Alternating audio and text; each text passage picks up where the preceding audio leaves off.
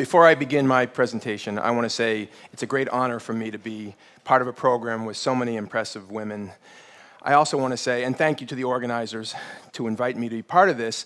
It's important that I say, and that men say, when we do the work that we do, and especially in the field of gender violence prevention that I'm going to talk with you about this morning, it's important that we acknowledge that the growing movement of men in the United States, in a multicultural sense, and all around the world in an international sense, the growing movement of men who are standing up and speaking out about men's violence against women and going into parts of male culture that have historically been either apathetic about or openly hostile to women's efforts to engage them. That movement of men is indebted to the leadership of women on a personal level, on a professional level, on a political level, on an intellectual level, on every level. Women built these movements, and these are movements that are affecting, in a positive way, everybody, not just women and girls, but also men and boys.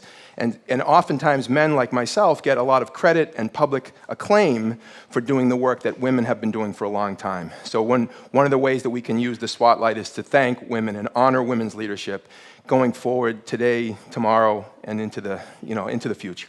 Now, having said that, I'm going to share with you a paradigm-shifting perspective on the issues of gender violence, sexual assault, domestic violence, relationship abuse, sexual harassment, sexual abuse of children, that whole range of issues that I'll refer to in shorthand as gender violence issues. They've been seen as women's issues that some good men help out with. But I have a problem with that frame, and I don't accept it. I don't see these as women's issues that some good men help out with. In fact, I'm going to argue that these are men's issues, first and foremost. Now, obviously, they're also women's issues, so I appreciate that. But calling gender violence a women's issue is part of the problem for a number of reasons. The first is that it gives men an excuse not to pay attention. Right? A lot of men hear the term women's issues and we tend to tune it out and we think, hey, I'm a guy, that's for the girls or that's for the women. And a lot of men literally don't get beyond the first sentence as a result. It's almost like a chip in our brain is activated and the neural pathways take our attention in a different direction when we hear the term women's issues. This is also true, by the way, of the word gender, because a lot of people hear the word gender and they think it means women. So they think that gender issues is synonymous with women's issues. There's some confusion about the term gender. And actually, let me illustrate that confusion by way of analogy. So let's talk for a moment about race. In the US, when we hear the word race, a lot of people think that means African American, Latino, Asian American, Native American, South Asian, Pacific Islander, on and on. A lot of people, when they hear the word sexual orientation, think it means gay, lesbian, bisexual. And a lot of people, when they hear the word gender, think it means women. In each case, the dominant group doesn't get paid attention to. Right? As if white people don't have some sort of racial identity or belong to some racial category or construct. As if heterosexual people don't have a sexual orientation. As if men don't have a gender. This is one of the ways that dominant systems maintain and reproduce themselves, which is to say the dominant group is rarely challenged to even think about its dominance, because that's one of the key characteristics of power and privilege, the ability to go unexamined, lacking introspection, and in fact being rendered invisible in large measure in the discourse about issues that are primarily about us. And this is amazing how this works in domestic and sexual violence, how men have been largely erased from so much of the conversation about a subject that is centrally about men. And I'm going to illustrate what I'm talking about by using the old tech. I'm old school on some fundamental regards. I make films and I work with, high tech, but I'm still old school as an educator. And I want to share with you this exercise that illustrates on the sentence structure level how the way that we think, literally the way that we use language, conspires to keep our attention off of men. This is about domestic violence in particular, but you can plug in other analogs. This comes from the work of the feminist linguist Julia Penelope. It starts with a very basic English sentence. John beat Mary. That's a good English sentence. John is the subject, beat is the verb, Mary is the object. Good sentence. Now we're going to move to the second sentence, which says the same thing in the passive voice. Mary was beaten by John, and now a whole lot has happened in one sentence. We've gone from John beat Mary to Mary was beaten by John. We've shifted our focus in one sentence from John to Mary. And you can see John is very close to the end of the sentence, well, close to dropping off the map of our psychic plane. The third sentence, John is dropped, and we have Mary was beaten, and now it's all about Mary. We're not even thinking about John. It's totally focused on Mary. Over the past generation, the term we've used synonymous with beaten is battered. So we have Mary was battered. And the final sentence in this sequence, flowing from the others, is Mary is a battered woman. So now Mary's very identity, Mary is a battered woman, is what was done to her by John in the first instance, but we've demonstrated that John has long ago left the conversation. Now, those of us who work in domestic and sexual violence field know that victim blaming is pervasive in this realm, which is to say blaming the person to whom something was done rather than the person who did it. And we say things like, why do these women go out with these men? Why are they attracted to these men? Why do they keep going back? What was she wearing at that party? What a stupid thing to do. Why was she drinking with that group of guys in that hotel room? This is victim blaming, and there are numerous reasons for it, but one of them is that our whole cognitive structure is set up to blame victims. This is all unconscious. Our whole cognitive structure is set up to ask questions about women and women's choices and what they're doing, thinking, and wearing. And I'm not going to shout down people who ask questions about women, okay? It's a legitimate thing to ask. But let's be clear, asking questions about Mary is not going to get us anywhere in terms of preventing violence. We have to ask a different set of questions, and you can see where I'm going with this, right? The questions are not about Mary, they're about John. The questions include things like, why does John beat Mary? Why is domestic violence still a big problem in the United States and all over the world? What's going on? Why do so many men abuse physically, emotionally, and verbally and other ways the women and girls and the men and boys that they claim to love? What's going on with men? Why do so many adult men sexually abuse little girls and little boys? Why is that a common problem in our society and all over the world today? Why? Why do we hear over and over again about new scandals erupting in major institutions like the Catholic Church or the Penn State football program or the Boy Scouts of America, on and on and on, and then local communities all over the country and all the world, right? We hear about it all the time. Sexual abuse of children. What's going on with men? Why do so many men rape women in our society and around the world? Why do so many men rape other men? What is going on with men? And then what is the role of the various institutions in our society that are helping to produce abusive men at pandemic rates? Because this isn't about individual perpetrators. That's a naive way to understanding what is a much deeper and more systematic social problem. You know, the perpetrators aren't these, monsters who crawl out of the swamp and come into town and do their nasty business and then retreat into the darkness. That's a very naive notion, right? Perpetrators are much more normal than that and everyday than that. So the question is, what are we doing here in our society and in the world? What are the roles of the various institutions in helping to produce abusive men? What's the role of religious belief systems, the sports culture, the pornography culture, the family structure, economics and how that intersects, and race and ethnicity and how that intersects? How does all this work? And then once we start making those kind of connections and asking those important and big questions, then we can talk about how can we be transformative? In other words, how can we do something differently? How can we change the practices? How can we change the socialization of boys and the definitions of manhood that lead to these current outcomes? These are the kind of questions that we need to be asking and the kind of work that we need to be doing, but if we're endlessly focused on what women are doing and thinking in relationships or elsewhere, we're not going to get to that piece. Now, I understand that a lot of women who have been trying to speak out about these issues today and yesterday and for years and years often get shouted down for their efforts. They get called nasty names like male basher and man hater and the disgusting and offensive feminazi, right? And you know what all this is about? It's called kill the messenger.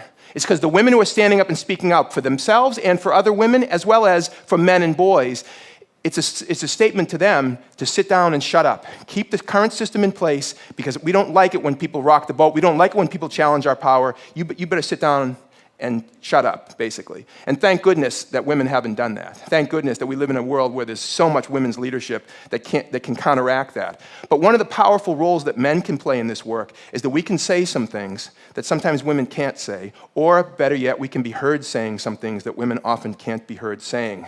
Now, I appreciate that that's a problem, it's sexism, but it's the truth. And so one of the things that I say to men, and my colleagues and I always say this, is we need more men who have the courage and the strength to start standing up and saying some of this stuff. and standing with women, not against them, pretending that somehow this is a battle between the sexes and other kinds of nonsense. We live in the world together. And by the way, one of the things that really bothers me about some of the rhetoric that against feminists and others who have built the battered women's and rape crisis movements around the world is that somehow, like I said, that they're anti-male. What about all the boys who are profoundly affected in a negative way by what some adult man is doing against their mother, themselves, their sisters? What about all those boys? What about all the young men and boys who have been traumatized by adult men's violence? You know what? The same system that produces men who abuse women produces men who abuse other men. And if we want to talk about male victims, let's talk about male victims. Most male victims of violence are the victims of other men's violence. So that's something that both women and men have in common. We are both victims of men's violence. So we have it in our direct self-interest, not to mention the fact that most men that I know have women and girls that we care deeply about in our families, in our friendship circles, and every other way. So there's so many reasons why we need men to speak out. It seems obvious saying it out loud, doesn't it? Now, the nature of the work that I do and my colleagues do in the sports culture, in the US military, in schools, we pioneered this approach called the bystander approach to gender violence prevention. And I just want to give you the highlights of the bystander approach because it's a big sort of thematic shift, although there's lots of particulars. But the heart of it is, instead of seeing men as perpetrators, women as victims, or women as perpetrators, men as victims, or any combination in there, I'm using the gender binary. I know there's more than men and women. There's more than male and female. And there are women who are perpetrators, and of course there are men who are victims. There's a whole spectrum. But instead of seeing it in the binary fashion, we focus on all of us as what we call bystanders. And a bystander is defined as anybody who is not a perpetrator or a victim in a given situation. So in other words, friends, teammates, colleagues, co-workers, family members, those of us who are not directly involved in a dyad of abuse, but we are embedded in social, family, work, school, and other peer culture relationships with people who might be in that situation. What do we do? How do we speak up? How do we challenge our friends? How do we support our friends? But how do we not remain silent in the face of abuse? Now, when it comes to men and male culture, the goal is to get men who are not abusive to challenge men who are. And when I say abusive, I don't mean just men who are beating women. We're not just saying that a man whose friend is abusing his girlfriend needs to stop the guy at the moment of attack. I mean, that's a naive way of creating a social change. It's along a continuum we're trying to get men to interrupt each other. So for example, if you're a guy and you're in a group of guys playing poker, talking, hanging out, no women present, and another guy says something sexist or degrading or harassing about women, instead of laughing along or pretending you didn't hear it, we need men to say, hey, that's not funny. That could be my sister you're talking about, and could you joke about something else? Or could you talk about something else? I don't appreciate that kind of talk. Just like if you're a white person and another white person makes a racist comment, I hope, that white people would interrupt that racist enactment by a fellow white person. Just like with heterosexism, if you're a heterosexual person and you yourself don't enact harassing or abusive behaviors towards people of varying sexual orientations, if you don't say something in the face of other heterosexual people doing that, then in a sense, isn't your silence a form of consent and complicity? Well, the bystander approach is trying to give people tools to interrupt that process and to speak up and to create a peer culture climate where the abusive behavior will be seen as unacceptable, not just because it's illegal, but because it's wrong and unacceptable in the peer culture. And if we can get to the place where men who act out in sexist ways will lose status, young men and boys who act out in sexist and harassing ways towards girls and women, as well as towards other boys and men, will lose status as a result of it, guess what? We'll see a radical diminution of the abuse, because the typical perpetrator is not sick and twisted. He's a normal guy in every other way, isn't he? Now, among the many great things that Martin Luther King said in his short life was, in the end, what'll hurt the most is not the words of our enemies, but the silence of our friends. In the end, what'll hurt the most is not the words of our enemies, but the silence of our friends. There's been an awful lot of silence in male culture about this ongoing tragedy of men's violence against women and children, hasn't there? There's been an awful lot of silence. And all I'm saying is that we need to break that silence, and we need more men to do that. Now, it's easier said than done, because I'm saying it now, but I'm telling you, it's not easy in male culture for guys to challenge each other, which is one of the reasons why part of the paradigm shift that has to happen is not just understanding these issues as men's issues, But they're also leadership issues for men, because ultimately, the responsibility for taking a stand on these issues should not fall on the shoulder of little boys or teenage boys in high school or college men. It should be on adult men with power. Adult men with power are the ones we need to be holding accountable for being leaders on these issues, because when somebody speaks up in a peer culture and challenges and interrupts, he or she is being a leader, really, right? But on a big scale, we need more adult men with power to start prioritizing these issues. And we haven't seen that yet, have we? Now, I was at a dinner a number of years ago, and I work extensively with the US military, all the services. And I was at this dinner, and this woman said to me, I think she thought she was a little clever, she said, "So how long have you been doing sensitivity training with the Marines?" And I said, with all due respect, I don't do sensitivity training with the Marines. I run a leadership program in the Marine Corps. Now, I know it's a bit pompous, my response, but it's an important distinction, because I don't believe that what we need is sensitivity training. We need leadership training. Because, for example, when a professional coach or manager of a baseball team or a football team, and I work extensively in that realm as well, makes a sexist comment, makes a homophobic statement, makes a racist comment, there'll be discussions on the sports blogs and in sports talk radio, and some people will say, well, he needs sensitivity training, and other people will say, well, get off it, that's political correctness run amok, and he made a stupid statement, move on. My argument is he doesn't need sensitivity training, he needs leadership training, because he's being a bad leader. Because in a society with gender diversity and sexual diversity and racial and ethnic diversity, you make those kind of comments, you're failing at your leadership. If we can make this point that I'm making to powerful men and women in our society at all levels of institutional authority and power, it's going to change. It's going to change the paradigm of people's thinking. For example, I work a lot in college and university athletics throughout North America, right? We know so much about how to prevent domestic and sexual violence, right? There's no excuse for a college or university to not have domestic and sexual violence prevention training mandated for all student athletes, coaches, and administrators as part of their educational process. We know enough to know that we can easily do that, but you know what's missing? The leadership. But it's not the leadership of student athletes. It's the leadership of the athletic director, the president of the university, the people in charge who make decisions about resources and who make decisions about priorities in the institutional settings, right? That's a failure, in most cases, of men's leadership. Look at Penn State. Penn State is the mother of all teachable moments for the bystander approach. You had so many situations in that realm where men in powerful positions failed to act to protect children, in this case, boys. It's unbelievable, really. But when you get into it, you realize there are pressures on men. There are constraints within peer cultures on men, which is why we need to encourage men to break through those pressures. And one of the ways to do that is to say there's an awful lot of men who care deeply about these issues. I know this. I work with men, and I've been working with tens of thousands, hundreds of thousands of men for many, many decades now. It's scary when you think about it, how many years. But there's so many men who care deeply about these issues, but caring deeply is not enough. We need more men with the guts, with the courage, with the strength, with the moral integrity to break our complicit silence and challenge each other and stand with women, not against them. By the way, we owe it to women, there's no question about it, but we also owe it to our sons. We also owe it to young men who are growing up all over the world in situations where they didn't make the choice to be a man in a culture that tells them that manhood is a certain way. They didn't make the choice.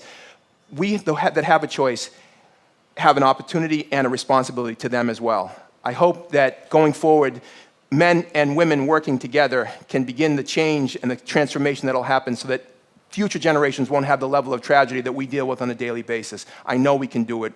We can do better. Thank you very much.